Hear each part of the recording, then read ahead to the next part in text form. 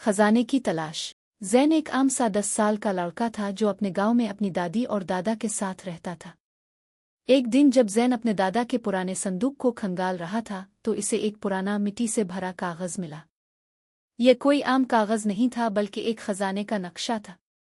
ज़ैन की दादी ने इसे बताया कि ये नक्शा उसके दादा को एक नामालूम मुसाफिर ने दिया था, मगर वो कभी इस राज को खोल ना सके।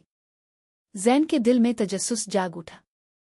इसने अपने 2 करीबी दोस्तों फहद और उमर को अपनी दरियाफ्त के बारे में बताया।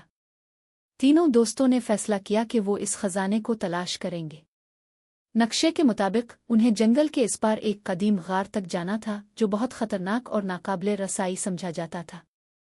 तीनों दोस्त अपने सफ़र पर निकले, लेकिन ये आसान नहीं था।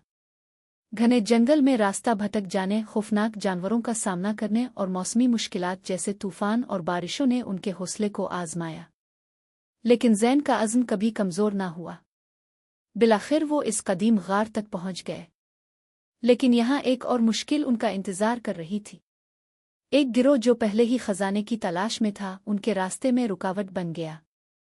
ज़ैन और उसके दोस्तों ने होशियारी और ज़हानत से काम लेते हुए न सिर्फ उन दुश्मनों को चकमा दिया बल्कि गार के अंदर दाखिल होने में कामयाब हो गए।